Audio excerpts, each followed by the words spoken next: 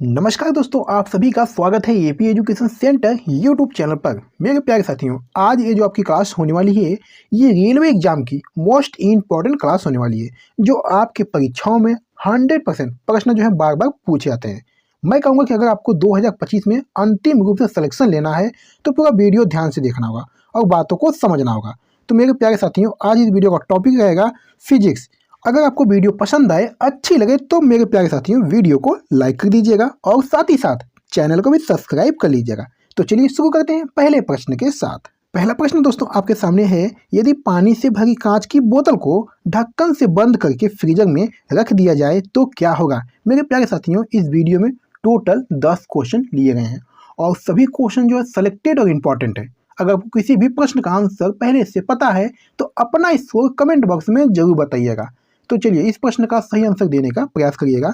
यदि पानी से भरी कांच की बोतल को ढक्कन से बंद करके फ्रीजर में रख दिया जाए तो क्या होगा।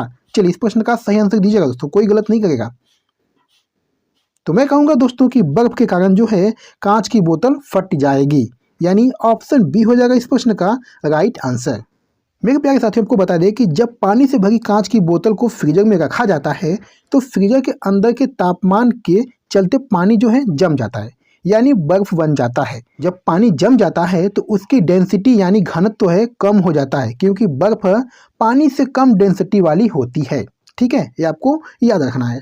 चलिए मेरे प्यारे साथियों, क्वेश्चन नंबर 2 देखिएगा। तैराकों को पानी में तैरने में कौन सा बल मदद करता है। चलिए वेरी इंपॉर्टेंट क्वेश्चन है दोस्तों, इस प्रश्न का सही आंसर देने का प्रयास करिएगा। तैराकों को पानी में तैरने में कौन सा बल मदद करता है। तो मैं कहूँगा दोस्तों कि उत्प्लावक बल जो है मदद करता है, यानी दूसरे प्रश्न का राइट आंसर ऑप्शन सी हो जाएगा। चलिए मेरे प्यारे साथियों, उत्प्लावक बल जो है तरल पदार्थ द्वारा किसी वस्तु पर लगाए जाने वाला ऊर्ध्व बल होता है। तैराक जो है दोस्तों, तैराक पर पानी में उत्प्लावक बल ऊपर की ओर लगता है। तैराक के नीचे का दबाव जो होता है उसके ऊपर के दबाव से ज़्यादा होता है। ये दोस्तों इंपॉर्टेंट पॉइंट आपको याद रखना है। चलिए क्वेश्चन नंबर 3 देखिएगा। समतल सतह पर गिराए जाने पर जल की बूंदें हमेशा गोल आकार क्यों धारण कर लेती है। वेरी वेरी इंपॉर्टेंट क्वेश्चन है दोस्तों, इस प्रश्न का सही आंसर देने का प्रयास करिएगा, कोई गलत नहीं करेगा दोस्तों। समतल सतह पर गिराए जाने पर जल की बूंदें हमेशा गोल आकार क्यों धारण कर लेती है। तो मैं कहूँगा दोस्तों कि ये अणुओं के द्वारा पृष्ठ तनाव के कारण दोस्तों जो है ये गोल आकार धारण कर लेती है। ठीक है, जो जल की बूंदें है ये गोल आकार धारण कर लेती है, यानी तीसरे प्रश्न का राइट आंसर दोस्तों ऑप्शन डी की तरफ जाएगा। चलिए मेरे प्यारे दोस्तों, आपको कुछ एक्स्ट्रा पॉइंट बता दें। पानी के अणु एक दूसरे के मजबूती से जुड़े होते हैं। पानी के पृष्ठ तनाव को समझने के लिए सहसंजक बल और असंजक बल को समझना जरूरी है। सहसंजक बल एक ही पदार्थ के अणुओं के बीच लगने वाला आकर्षक बल होता है।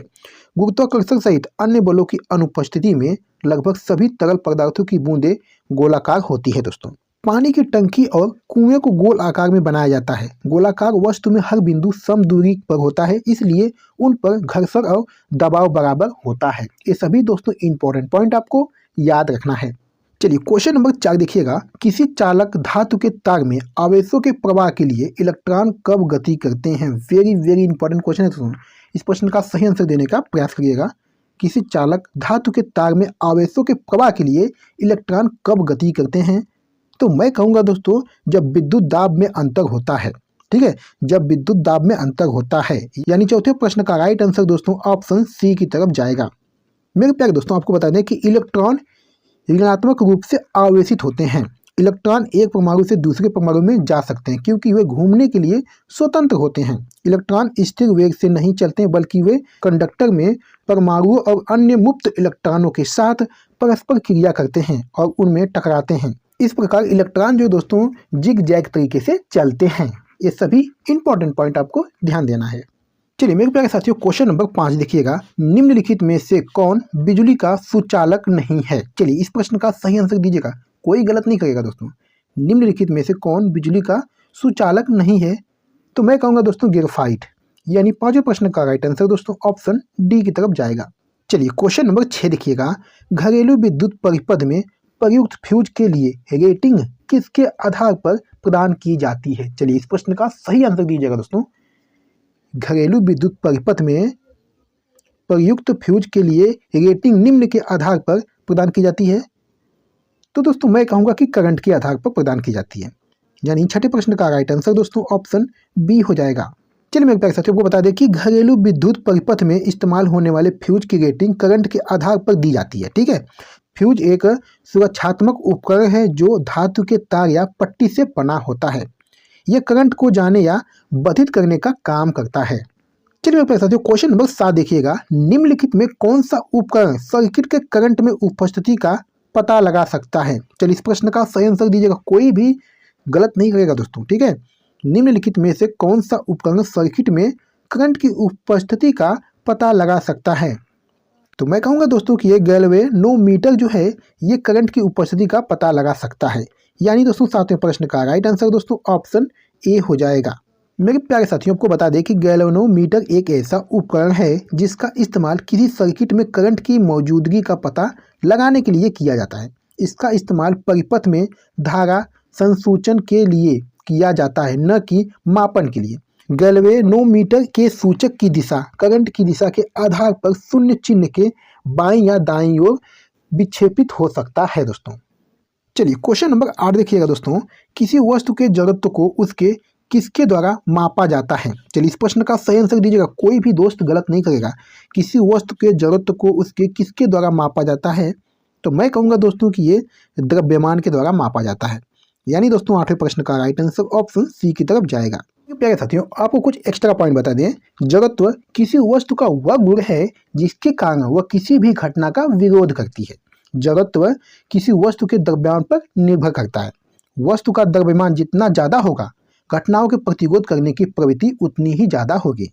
न्यूटन के गति के पहले नियम के मुताबिक दोस्तों कोई वस्तु स्थिर अवस्था में ही रहेगी, या अगर वह गति में है तो वह तब तक स्थिर वेग से गतिमान रहेगी जब तक उस पर कोई बाहरी बल न लगाया जाए।